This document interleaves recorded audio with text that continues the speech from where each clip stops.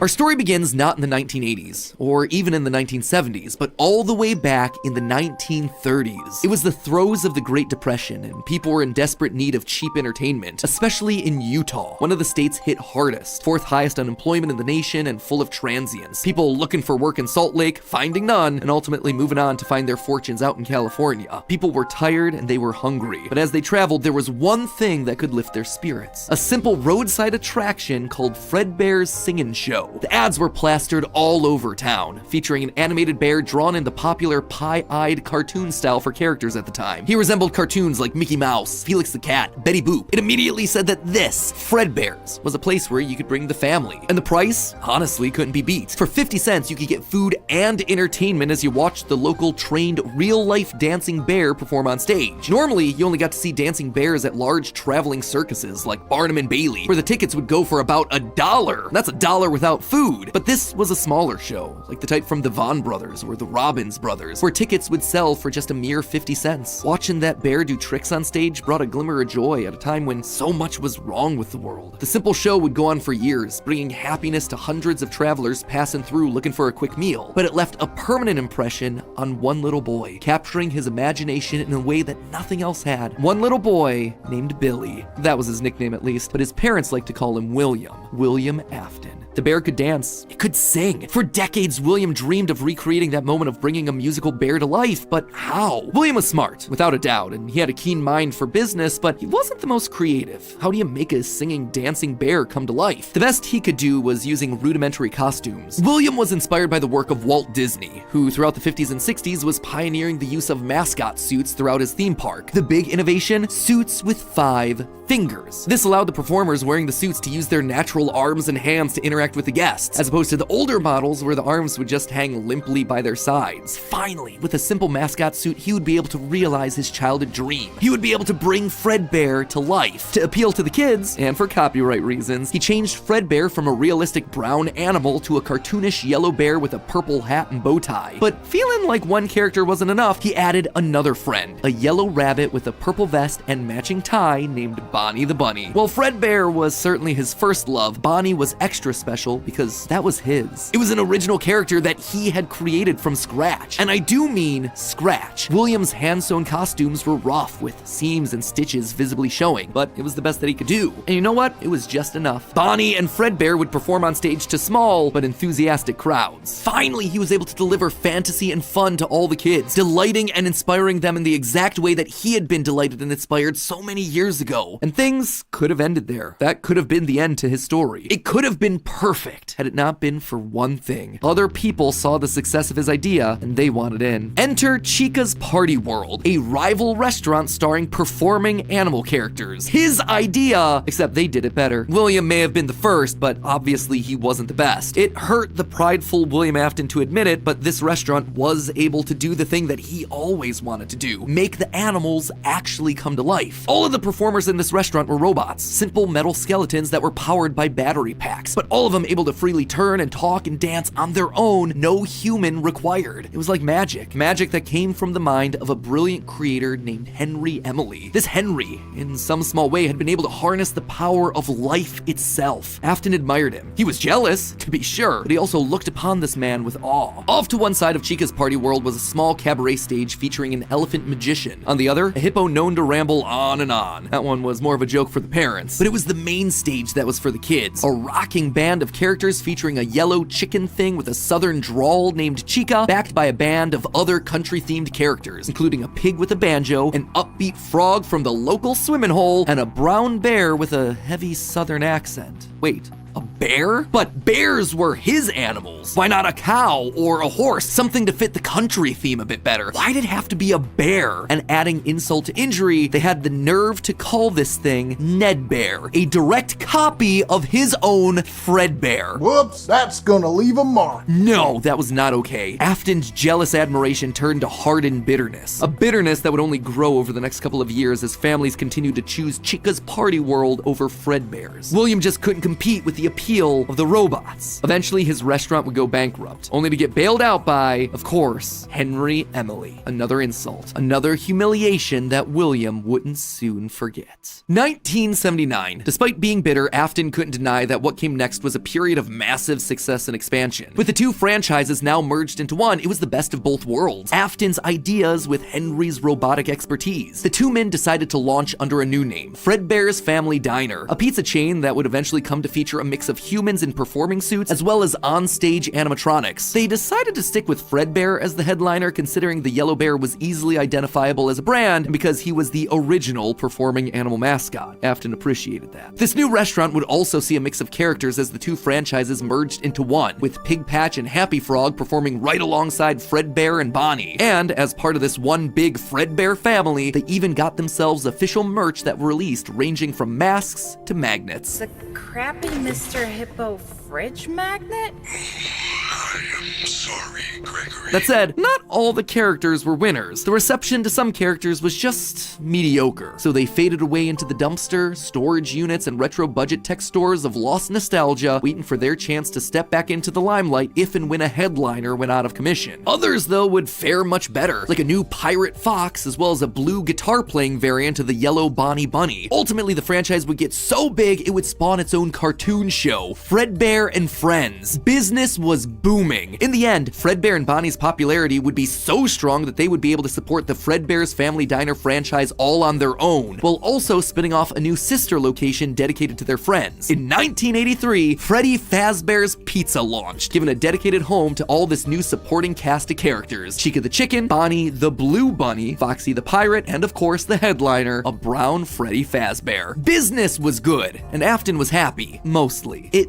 did bother him that the one original character that he created, the one that he himself played, Golden Bonnie, got passed over for inclusion in that cartoon show. The only character in the roster of regulars to get ignored for the show, but other than that, things were going smoothly. He had himself a wife, 2 sons, a daughter, he had a thriving business, and best of all, he was able to learn the craft of robotics from the man that he both loved and hated, Henry. Together, they were constantly pushing the limits of what these characters could do. Because it was quick and easy, new characters introduced into the roster would be given a simple hand-sewn suit with 5 fingers that any performer could wear. Eventually, Henry would design one of his signature animatronics for that character, utilizing a divided mouth with either a hinged or sliding jaw design. This was the first generation of animatronics. But why stop there? Afton had big ideas. What if the animatronics weren't just locked to the stage, but could freely roam the restaurant and interact with the kids? What if his mascot suits could become animatronics? What if you could use more than just rigid metallic skeletons? Why not experiment with tubes and wires that would give the animatronics fluidity and flexibility while still providing structure? The possibilities for this technology were endless. Afton fell in love with robotics. He had started with a dream of bringing one simple singing bear to life, but with robots, he had stumbled across the tools that gave him the ability to control life itself. And thanks to Henry, he was practically speedrunning his way to an engineering degree. And while William wouldn't admit it out loud, one other thing that kept pushing him forward was the desire to beat his former rival, to prove himself smarter and more capable, to surpass the man who everyone else considered to be a visionary genius. But pride cometh before the fall, and tragedy was about to strike.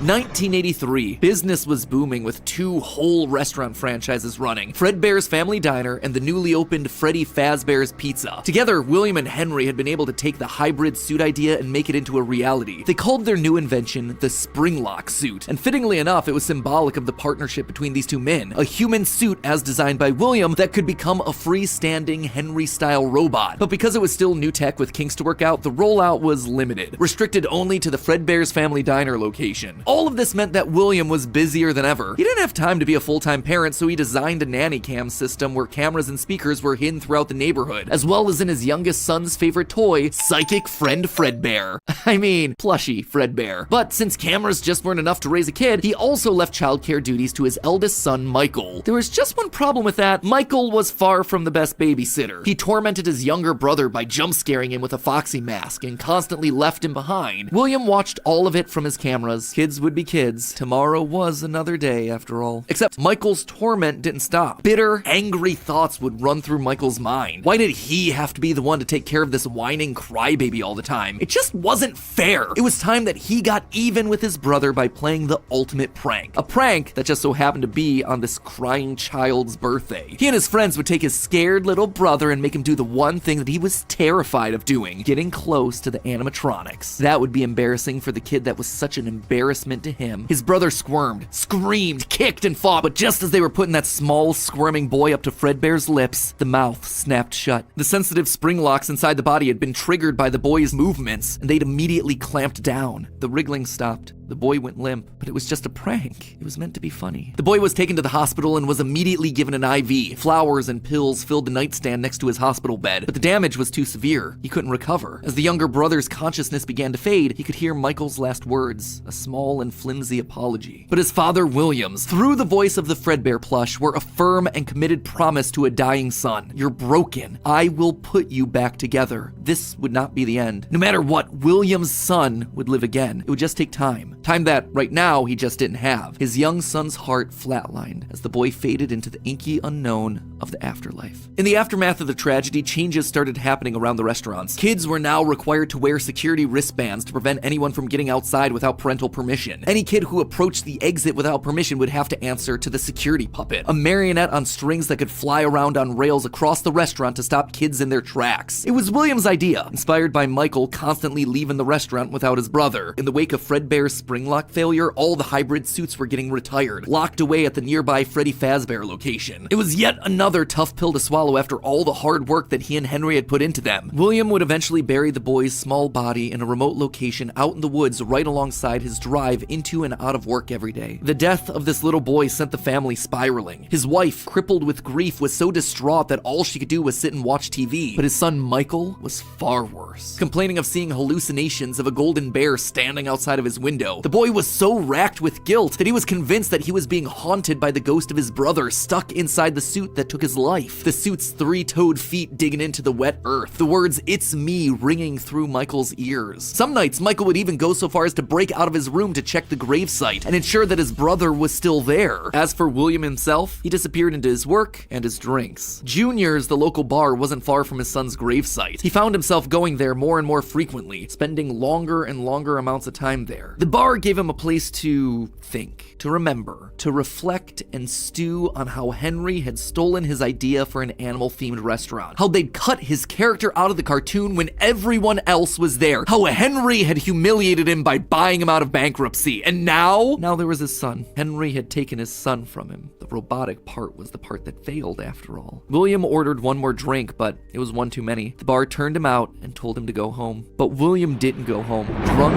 and angry, William raced back to the restaurant to give Henry a piece of his mind, only to find someone else waiting. Henry's daughter, Charlie, locked outside of the building, bullies laughing at her through the window. Fine, some other problem to fix. But then Afton got an idea, a beautifully awful idea. This was his chance to get back at the man that had humiliated him all those years ago. Henry had killed his business, and now Henry's robotic suit had killed his son. It was time for William to do some killing of his own. Let Henry feel what it's like to have something you love get ripped away. While parties continued inside the walls of the pizzeria, William attacked Charlie in the back alley. It felt good. He felt free. The years of resentment and bitterness trapped in his heart finally released in a moment of pure unapologetic evil. He would make Henry hurt like he hurts.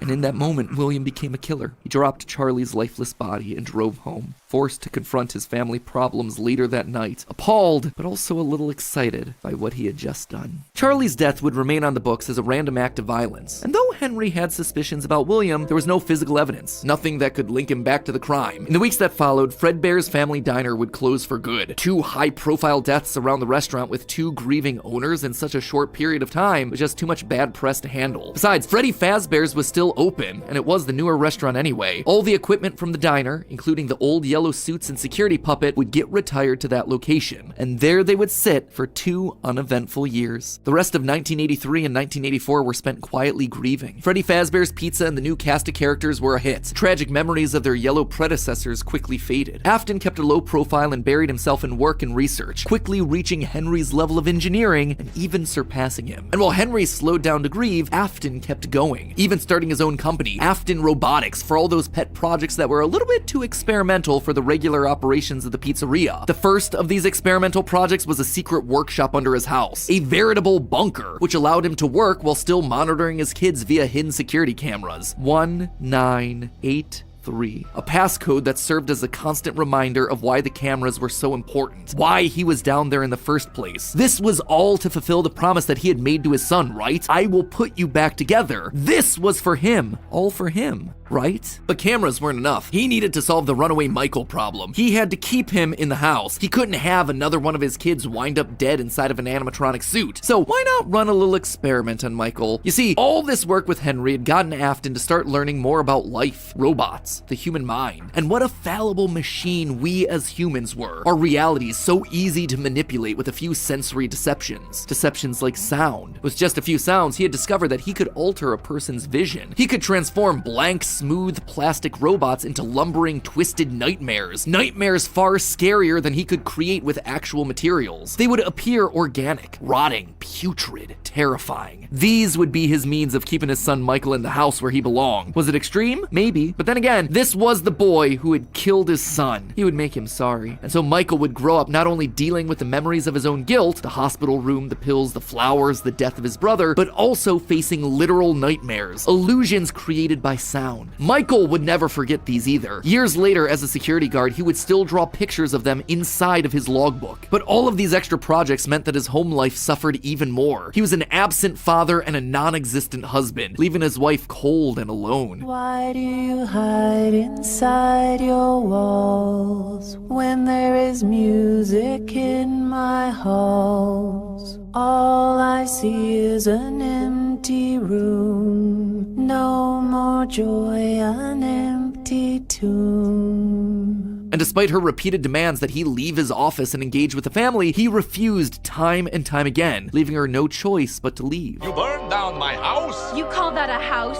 It was like a morgue in there. You need to see your son. The baby isn't mine. Well, how's this?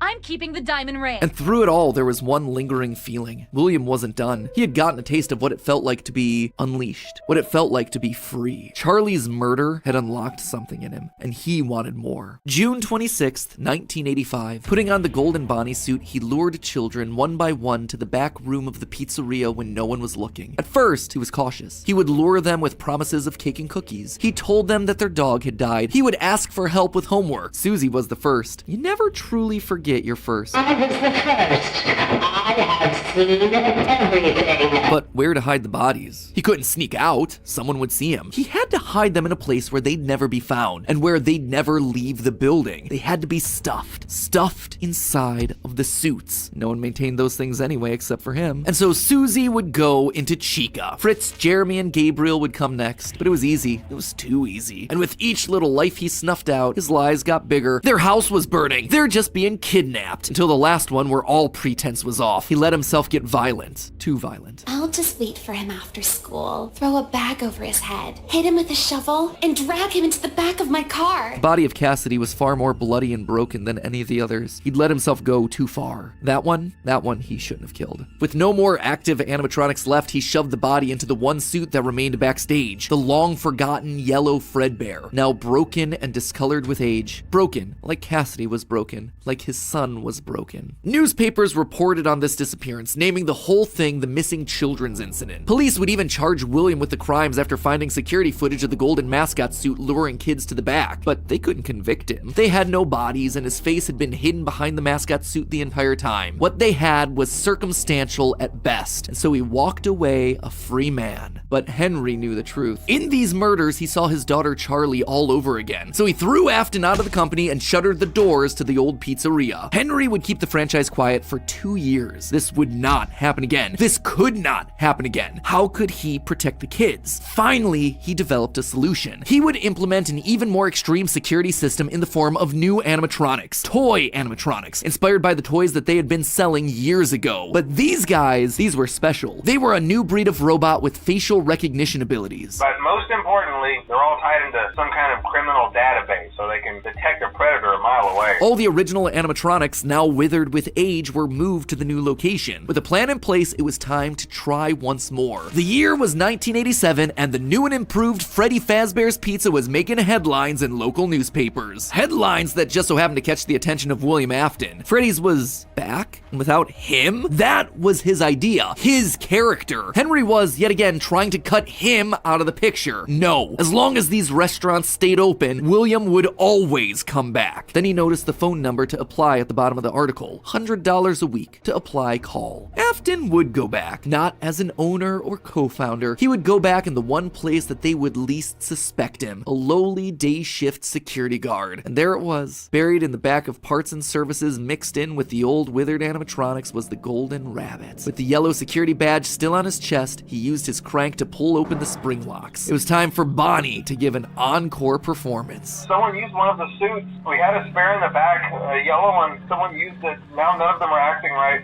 From what I understand, the building is on lockdown. No one is allowed in or out, especially concerning any previous employees. When we get it all sorted out, we may move you to the day shift. A position just became available. 1987, 5 more kids. He didn't know what felt better, getting back into the suit after 2 long years of waiting, or knowing how devastating this would be to Henry the next morning. He didn't even try to hide his crime this time, just meant more blood on Henry's hands. He'd failed to protect the kids again. The restaurant had only been open for a few weeks, but William was sure that this would get it to close. Good, if he couldn't have Freddy's, no one would. Whenever a new pizzeria opened, he would be there. But as he sat in his bunker, something else started to linger in William's mind. He had seen something strange. The old withered animatronics, they had been wandering around the building, spurred on by the puppet. It was almost like those old robots were trying to save the kids. Save them? They couldn't, obviously, but still, how were they moving? It was almost like they had been given life somehow. Did he have something to do with that? The following day, the news would report a security guard getting bitten by one of the animatronics during the day shift. Was that bite meant for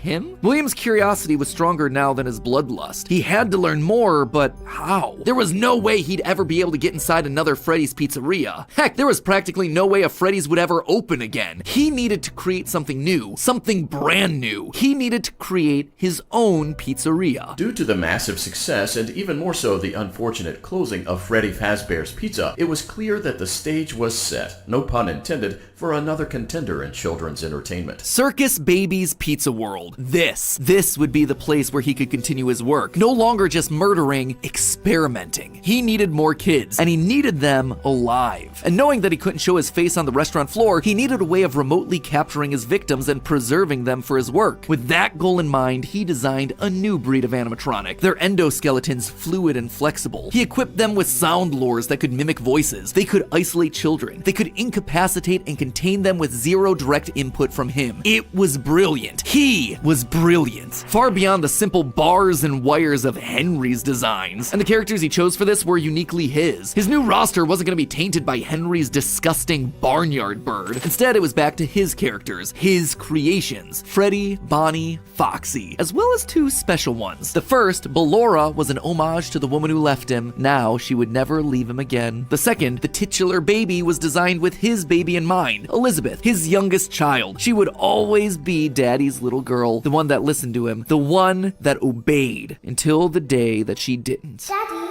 why won't you let me play with her? She's so pretty and shiny.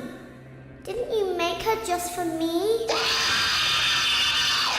The day before Circus Baby's Pizza World opened, she disobeyed. She didn't listen. Left alone with Baby, she got too close. The animatronic ripped in half and swallowed her whole. A scared and confused child fading into eternal darkness. By the time Afton found her, it was too late. She was gone. He immediately canceled the launch of Circus Babies under the guise of a gas leak. But wait, as he sat there at the foot of the stage, he noticed that something was different. The eye color of the robot had changed. Baby had been built with blue eyes, but now they were emerald green, the same color as Elizabeth. Lilith's. Was she in there? Could this all be connected to the free-moving animatronics that he had seen at Freddy's? He had to know more. His mourning turned to excitement. He had to return to where it all started. 1993. Pathetic. This place was pathetic. Henry had clearly tried to reopen one final time with those old original animatronics from so long ago, but William's damage to the brand had been permanent. These things stank of death. They hadn't been washed in decades. But even if they had, nothing could wash away the stink of murder that haunted these halls. One night, then another, then another. William repeatedly snuck into the old broken restaurant to lure the living animatronics to him, one by one dismantling them, robbing them of their endoskeletons. The metal had to be the secret. It had to contain the remnants of life itself. But he had to know for sure. Leaping out of a room that was invisible to the animatronics programming, he dragged the oversized robotic skeletons back to his underground workshop, back to where Circus Baby watched on with glowing, curious eyes. Eyes that somehow felt alive. Not knowing what else to do, William melted the robotic parts down. 5 animatronic endoskeletons reduced down to one silvery puddle of goo. Could he transfer this living metal to his own creations? He had to try. He picked up a syringe and filled it with the molten metal and injected the goo into Funtime Freddy's twisted, wiry endoskeleton. And suddenly the coils came to life. Like snakes writhing in a pile, what had once been cold, lifeless metal moved and jolted on its own. He'd done it! He had unlocked the secret to life itself. Except something was clearly wrong. The movements were erratic. They were violent, angry. Baby didn't act this way. She had been calm, collected. This was clearly something else, something mindless and frantic. Perhaps by mixing the souls and then portioning them out, he had created incomplete beasts. He would need to keep testing to truly understand it. He needed more of this remnant. As he searched the old pizzeria one more time for any remaining scraps of metal, the ghosts attacked. His past victims come to collect their due, all led by Cassidy. The 5 lined up and blocked the door, and Afton's mind reeled. The scientific implications of this were incredible. Ghosts, real ghosts that he could see, all standing against him.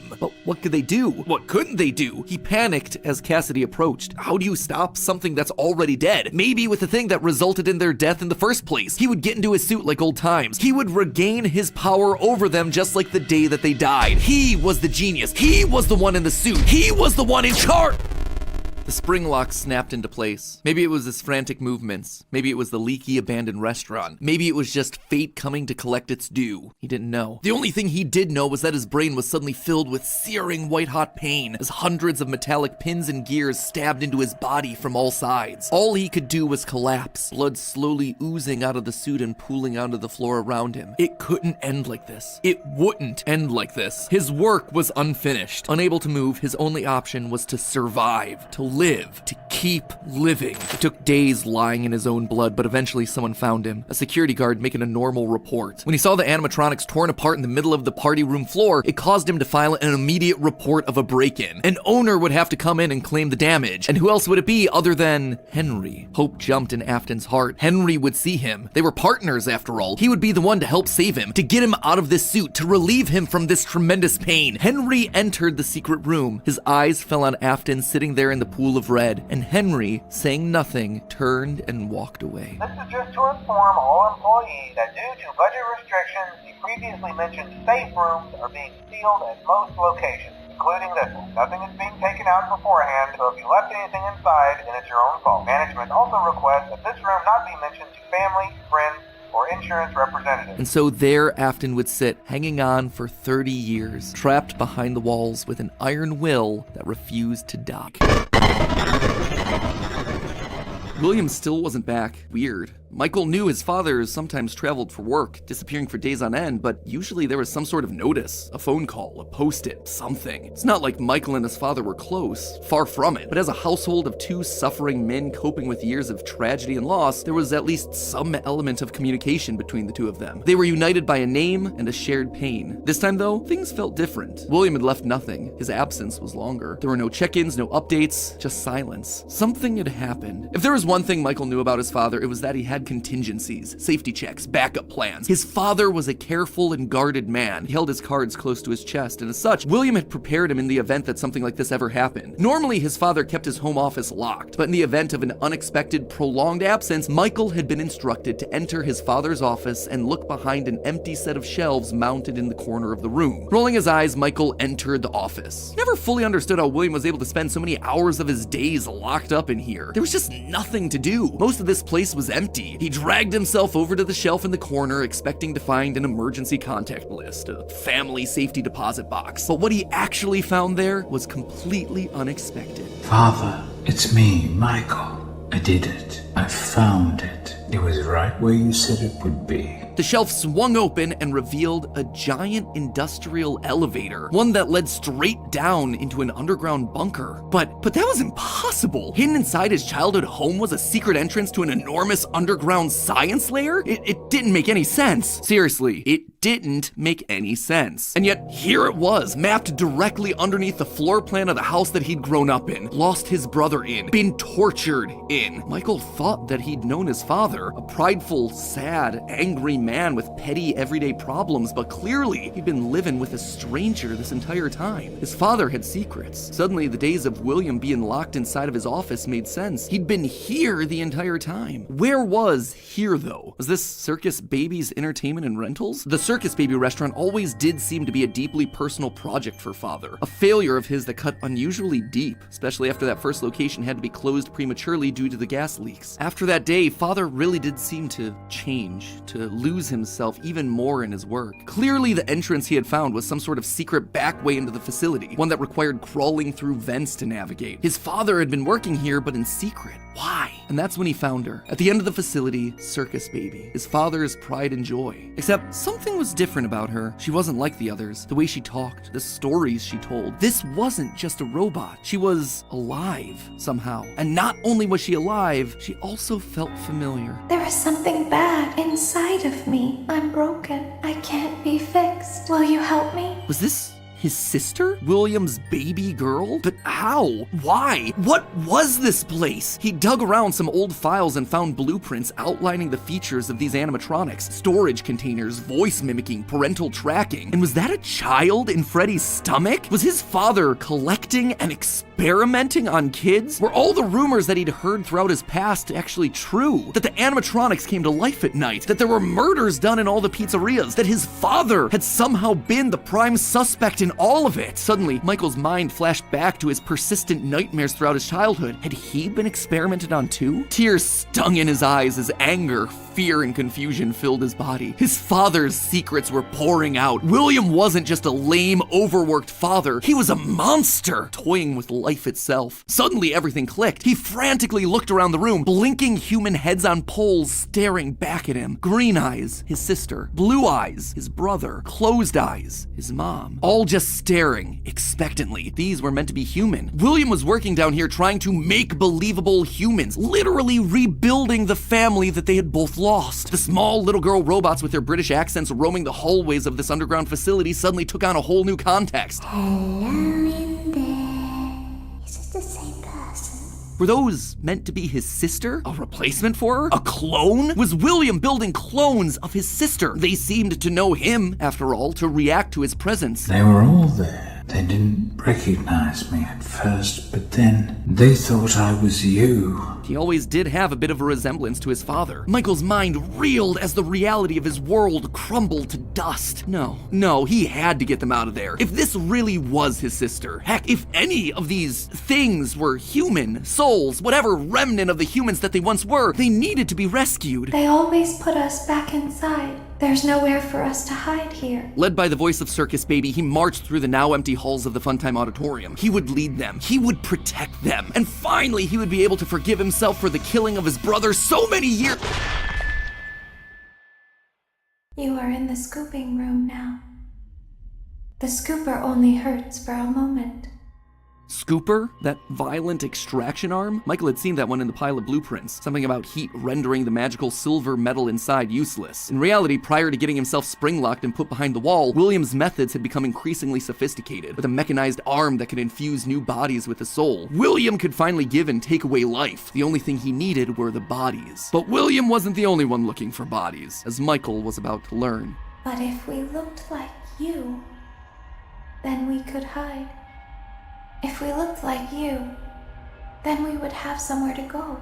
Michael was gonna be the hero to help these animatronics, all right. He was gonna help the haunted tubes and wires of these animatronics escape, just not in the way that he anticipated. His sister had lied to him, another game of pretend. The scooper plowed forward, digging its extraction arm into his body. As he heard his bones ripping through his flesh, Michael blacked out. But something is wrong with me. I should be dead, but I'm not.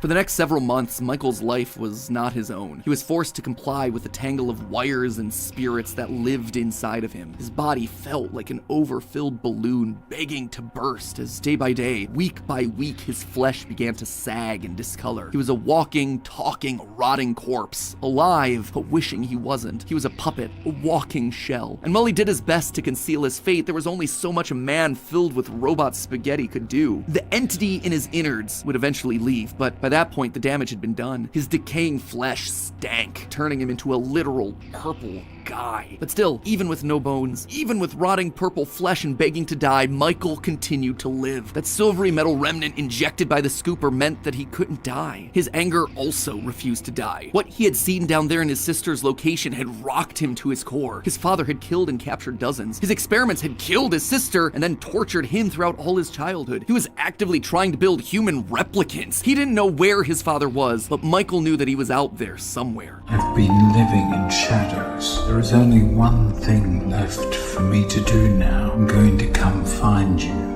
Michael had to correct for the sins of his father. He had to make things right. Michael would burn Fazbear Entertainment to the ground. I mean, what else could you do when your skin was permanently purple? Michael's strategy was simple. He would apply for night security guard positions at the old defunct pizzeria locations. That way, no one ever had to see him or smell him during his shift. And all these old, shuttered locations did need guards. Teenage vandals and squatters were always looking to get inside these abandoned buildings, and yet no one ever really wanted to work an overnight graveyard shift unless they were practically out of options. Enter Mike. One by one, he would take on the job of security guard, changing his name each time to ensure that no one was able to follow his paper trail. Once inside, he could tamper with the animatronics and figure out how they worked, writing about his experiences in his security logbook. While there, he would listen to the old tapes where upper management awkwardly welcomed new recruits to their summer jobs, even though he was working there nowhere near the summer months. He heard the gory details of his father's franchise from the outsiders looking in, confused and afraid about what was happening in the walls around them. Sometimes he would see his brother in the form of the Golden Freddy suit. It's me appearing on the walls around him. Except now, there was something else there. He was no longer alone. Another angrier presence was also in the suit, as if two spirits were forced to share the same body. And Golden Freddy would attack him now. It was aggressive. Its vengeance wanted to lash out at anyone with the Afton name, anyone who wore a security guard outfit. Over time, Mike worked his way through the old restaurants, the original pizzeria, the bigger, better Freddy Fazbear's. He spent weeks there looking for clues as to his father's whereabouts, and each time at the end of his week shift, he would then set the location on fire. Remnant can't survive high temperatures after all. So burning away whatever spirit-laden animatronics that still existed inside seemed like a winning strategy. All this revisiting of his past, though, was causing the nightmares to begin again. Hallucinations that brought him back to his childhood. The guilt around killing his brother. His dreams were oddly mixed with the shrill phone calls of the security guards. But it would all be worth it in the end. The goal was to eventually stumble across the one location, the one job that would finally reunite him with his father. Little did Mike know that day would come sooner than he expected. 2023, an advertisement came across Mike's TV. Fazbear Frights, a new horror attraction inspired by the awful crimes that occurred around Freddy Fazbear's Pizza so many years ago. It made Mike sick. People looking to make a quick buck off the tragedy of others, off his own family. This wasn't a joke or entertainment. Regardless, he had to be a part of it. If this team was combing through his family's history, they might stumble across something that could be useful. And if his father was truly still alive as he suspected, there would be no way that he wouldn't show up here. Maybe finally, this could be the final chapter in his family's marathon of tragedy. Mike applied for the job and was immediately handed the keys. Years of doing this had taught him that security guards rarely receive thorough security checks. They also liked how creepy Mike looked. They thought it was a costume, on theme for the job. What little they knew. Hey, glad you came back for another night. I promise it'll be a lot more interesting this time. For weeks, there was nothing. But just as Mike considered giving up, he received the call that he'd been waiting for years. You're not gonna believe this. We found one. A real one. Could this finally be him? Sure enough, there he was. William inside his iconic golden Bonnie Springlock suit, only now it was green and decaying with age. And there they were, a small family of broken men finally reunited. It's been a long time, Dad. Mike had always struggled with the phantoms of his past haunting him, but now all the animatronics he'd encountered over the past months, hopping from pizzeria to pizzeria, suddenly sprang to life, their burned faces haunting him as he tried to keep track of his father on the cameras. It would seem that William's mere presence had put the spirits on high alert. Ultimately, they were harmless, more annoying than anything else, but there was one that felt different from the others, one that was more than just a mere phantom, the security puppet. If he looked at the cameras at just the right moment, he could see it floating there through the halls. He could even see its reflection in the water pooled on the ground. It would seem like he wasn't the only one there on a mission. While he was dealing with Springtrap, Michael assumed that this one was likely dealing with the spirits of this place, finally setting them to rest. Hopefully this means a happier day for all of us, Mike thought to himself. And in that moment, he felt the air around him release, like pressure being let out of a bottle. The building sighed, as if 5 spirits had finally been allowed to move on. He had the sense that his brother was a part of them. He rigged the wiring inside the building to misfire, and the dry, desiccated walls erupted in flames. It is finished. Except, it was not. Somehow, through sheer force of will, Afton remained. He had survived, and Mike would need to find a new way of finishing off his father. Luckily, the solution would present itself later that year. Not from Mike, but from another victim that had been left in his father's wake. We're talking about becoming a Fazbear Entertainment franchisee, restaurant ownership and management, something almost anyone can do with a limited degree of success. You are now the face of the newly rebranded Freddy Fazbear's Pizza. Fazbear Entertainment as a brand had been closed for years. William had been stuck in a suit and a wall. The only person who legally could bring the franchise back was Henry, but he'd largely pulled out of the franchise around the time of his father's disappearance. Something was up. Surely this had to be some kind of a trick, right? Mike, doing what he did best, applied for a franchise and immediately got the job. There was just one thing out of the ordinary. Paragraph 4. If you are playing this tape, that means that not only have you been checking outside at the end of every shift, as you were instructed to do, but also that you have found something that meets the criteria of your special obligations under paragraph 4. No employment contract he'd ever signed required him to keep special lookout for independently moving animatronics outside the restaurant. Now he knew something was up here. Henry was luring them all back. Rather than trying to go to them, like Mike had done for years, Henry was doing the opposite. He was putting them all under the same roof. He was finishing them off for good. Mike knew this wasn't meant to be a restaurant. It was meant to be a prison, a containment vessel, a locked box meant to trap them all in so they could finally end the madness. It took a few nights, but eventually everyone was there. His father, the puppet, the robot spaghetti that had once violated his body, and his sister, now hopelessly devoted to serve the man that had once gotten her killed. It was time. He had been instructed to seal the doors and leave, but while he locked everything down, he didn't move on. If this was truly meant to be the end, if the remnant needed to be washed away, he needed to be a part of that. This is where your story ends. And to you, my brave volunteer, who somehow found this job listing not intended for you, although there was a way out planned for you, I have a feeling that's not what you want. I have a feeling that you are right where you want to be. And to you monsters trapped in the corridors, be still and give up your spirits. They don't belong to you. For most of you, I believe there is peace and perhaps more waiting for you after the smoke clears. Although for one of you, the darkest pit of hell has opened to swallow you whole. So don't keep the devil waiting, old friend. And with that, it was over. The Afton legacy died with all of them trapped inside of a literal box. As the flames danced around the office, Mike, for the first time in decades, was happy. But William wasn't gone yet. Although the darkest pit of hell was open and waiting for him, something or someone wouldn't allow him to move on. Instead, he found himself locked in moments from his past. The pizzeria, his son's room, his underground bunker. It was as if his brain's neurons were all firing at once, overloaded, mixing and matching all his biggest fears, regrets, failures. What was this place? How did he get here? He called out into the silence.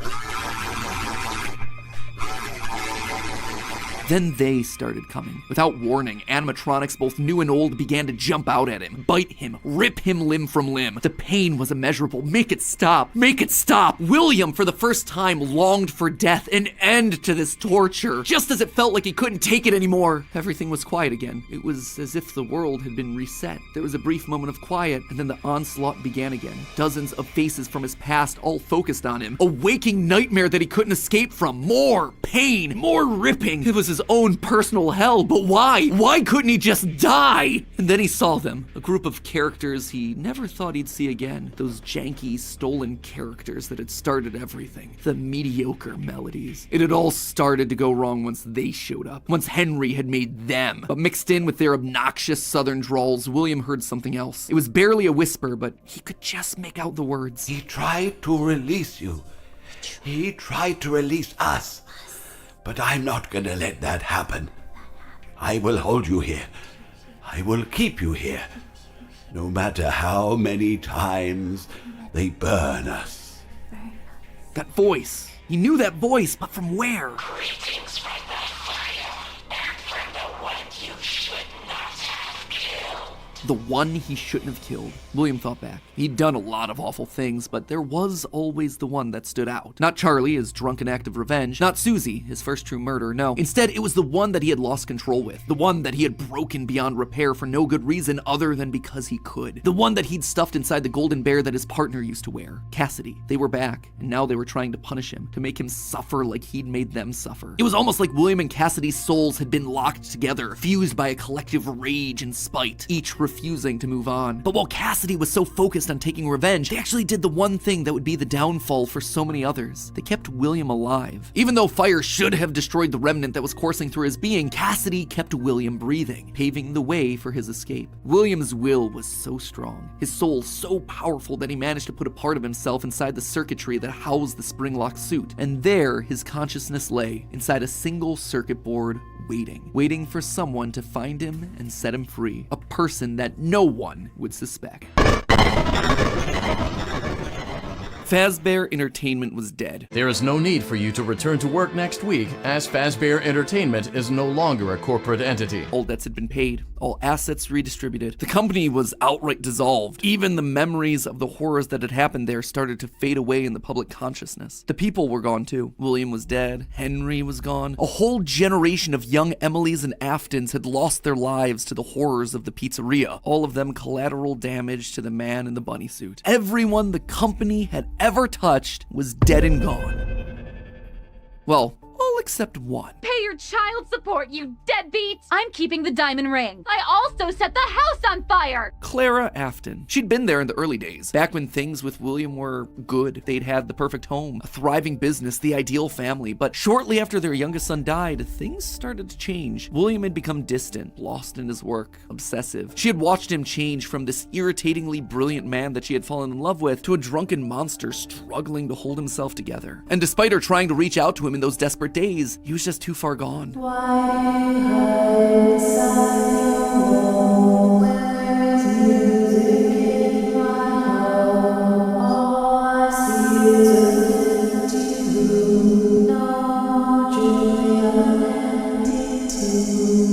Admit it, you wanted to let me in. For her sake, she had to leave the relationship, and from there, she largely faded into obscurity. A mystery from William's past, a footnote in his history, and that was fine for her. She wanted to leave that part of her life behind. She tried to move forward, never wanting to hear the name Freddy Fazbear again, a time defined by mistakes and broken promises. But then, the paperwork started to arrive. As Fazbear Entertainment began to close as a corporate entity, suddenly her mail was flooded with notifications, requests, obligations. She had been there since the beginning, helping William in the early days of his business, and now, as a shareholder and sole living member of the Afton family, all copyrights and trademarks of both Afton Robotics and Fazbear Entertainment passed on to her. Memories of this past life that she had long left behind. Looking at the blueprints, the contracts, the memos, she felt old wounds begin to reopen, the regrets of a happy family that had been torn away from her. William had always been brilliant. That's what had attracted her to him in the first place. But he'd also been too blinded by obsession and pride. He was too jealous, too petty, too unable to actually see a bigger picture. But now, holding the paperwork that contained decades of heartbreak and trauma, she realized it was her turn. She was holding the power. This was her chance. And one thought resonated in her head. I will put them back together. I will put them all back together. She would be the one to rebuild this family, to rebuild the pieces of that shattered life, to reclaim the kids that Fazbear had stolen from her. But how? how. Looking at William's work now laid out before her, she knew that he had been onto something, collecting remnant, robotic humanoids, digital conscience transference. The pieces were all in place, they were just scattered, fragmented. It was almost like there were too many ideas going in too many different directions. It was such an important idea that she reiterated that point to herself. There were too many ideas going in too many different directions. That said, there had to be a way to save it all. She just needed to put it all back together. But how? To rebuild her family, she would first need to rebuild the franchise that had stolen them away from her. With ownership over the characters, their licenses, the technology patents, and the Fazbear name, she converted the corporation back to an LLC, a structure for smaller businesses that are usually family-owned.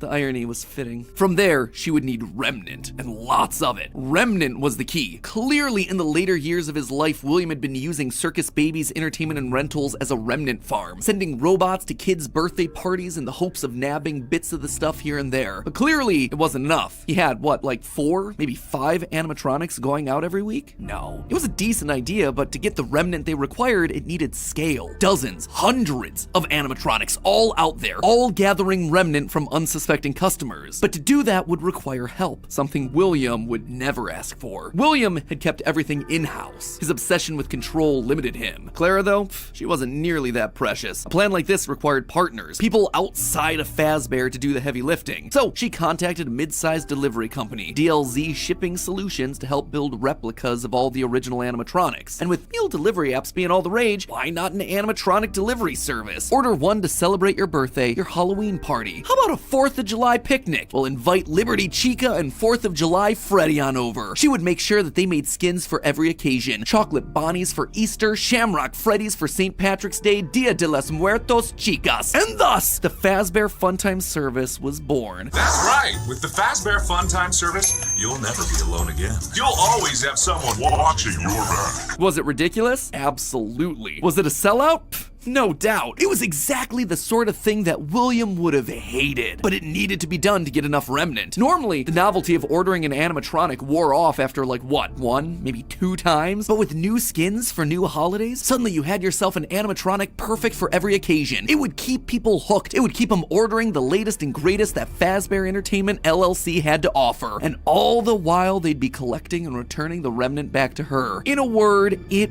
was brilliant. There was just one problem with it. No one trusted the Fazbear name. The company's brand was still mud in the public eye. No one would want to hire animatronics from the restaurant franchise known for murdering children. Nothing kills a party quite like the threat of death, you know. So she needed to find a way to discredit the stories that had come before. She needed to win back the public's affections, reactivate some nostalgia for the spooky stories of their childhoods. She needed a game. Multiple games, in fact. They lied to us. They lied to all of us. They told us that the whole point of this VR game was to undo the bad PR done by a rogue indie game developer. But that's not true at all. Those indie games were designed to conceal and make light of what happened. This isn't just an attempt to rebrand. It's an elaborate cover-up. Struggling game developers were a dime a dozen online, most working on their magnum opus between shifts at the Dollar General. So she found one. Steve just picked him out of obscurity, the right mix of desperate and doofus willing to say and do anything for a couple extra bucks. And he fell right in line, as expected, delivering stupid little things with dumb generic names like Mangle's Quest, Balloon Boy's Air Adventure, Five Nights at Freddy's. Bad gameplay with even worse graphics, but hey, they got the job done. People were suddenly talking about the clues inside of these things, searching for the hidden lore. They were actively making jokes about dead kids at pizzerias. Her husband's twisted history of serial murder had suddenly been reduced to a mere Nancy Drew mystery to be solved. The plan had worked. Freddy Fazbear's was suddenly more popular than ever. Things were going shockingly well. Her takeover and reboot of the franchise was full and complete. Suddenly infused with cash, she built the largest, most ambitious project yet, the Mega Pizzaplex. William had always been so visionary, but always thought so small scale. He was careful to a fault. Not her, though. She knew that this latest project needed to be big. It needed to be flashy. It needed to be a palace for children, a place that got people talking and checking out the latest in Fazbear products. So with a steady supply of remnant flowing in, it was finally time. The stage was set. It was time to get to her real goal, literally rebuilding a family.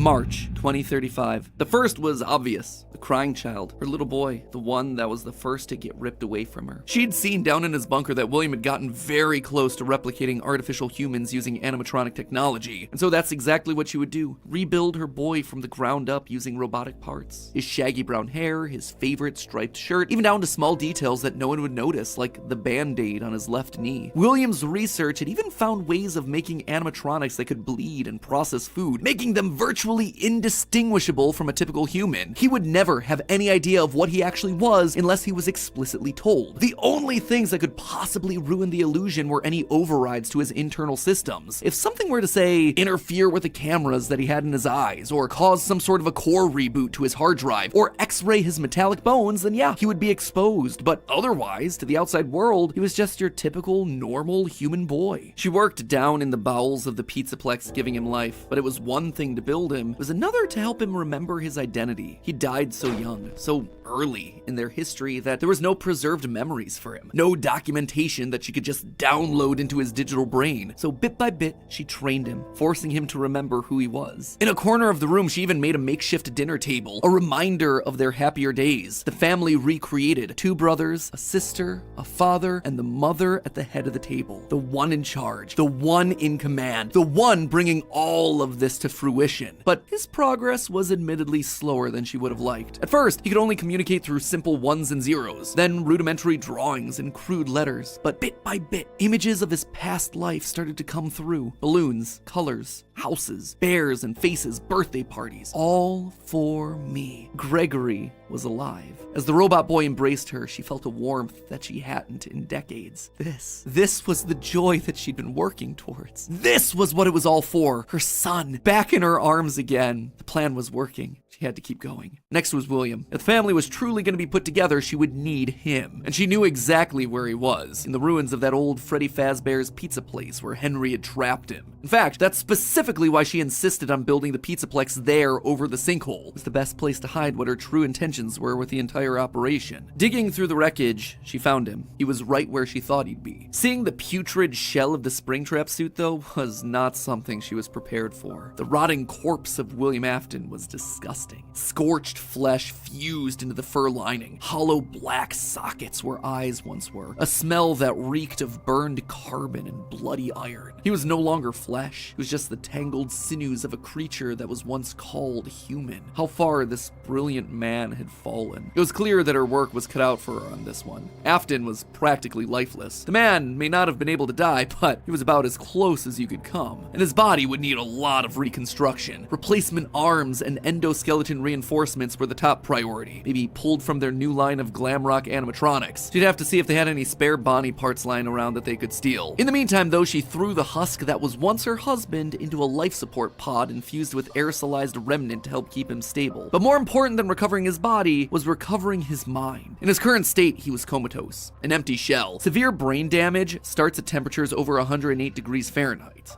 42 degrees Celsius, and years of repeated fires had burned his brain to goo. Gone was the brilliant, frustrating mind that had drawn her to him in the first place. But she had a plan. Unlike her darling boy Gregory, Afton had found ways to record his consciousness. Fundamentally, the brain is only a series of electrical connections after all, so why couldn't you replicate that in the form of a standard circuit board? In essence, you could create a digital consciousness. And one thing she knew about William, he was nothing if not cautious. A planner, someone who had backup plans to his backup plans. And sure enough, there it was, buried in piles of old animatronic CPUs, a record of Afton himself. But she needed someone to test it. Someone was definitely here during the night. It had to have been the client. I mean, they sent us that stuff in the first place with no explanation, told us to scan it, said it would expedite the process so we wouldn't need to program any pathfinding ourselves. Unlike the other games that she'd paid to have made in the past, this one had a different purpose. This wasn't about PR, it was about getting William back up and running, spreading his virus to the masses. You acknowledge that Fazbear Entertainment is not responsible for accidental digital consciousness transference, real-world manifestations of digital characters. She hired a new developer, Silver Parasol Games, to scan the boards and bring her husband into the system. And because of the immersive nature of VR, William's consciousness would be able to merge with the player, giving him a new body, a new agency. There was just one complication. Afton's hold wasn't as powerful as she had hoped. He wasn't able to gain complete control. The first trial trial run, Jeremy, was so desperate to escape from his grasp that he sliced his own face off with a paper shredder. Messy. Afton's followers were reluctant, to say the least. But it was the second attempt that looked like it had the potential to kill two birds with one stone. Enter Vanessa. Mrs. Afton wanted a surrogate daughter. Her darling Elizabeth would have been a young woman at this point if she had lived. And Clara wanted someone who wasn't Elizabeth but could be just like her. Could she have just rebuilt her like Gregory? Sure, but she decided against it because she wanted an actual human mother-daughter connection. Well, that, and it would be redundant and narratively unsatisfying to have two robot kids in the same family. What could she say? William had put a lot of tools on the table for her to use, and she was planning on using them all. Plus, Elizabeth had always been so loyal to Daddy. It was time to give her a second chance, a true choice. And Vanessa seemed to be the perfect candidate to fill the role. Your dad's name was Bill? Your dad didn't play fair,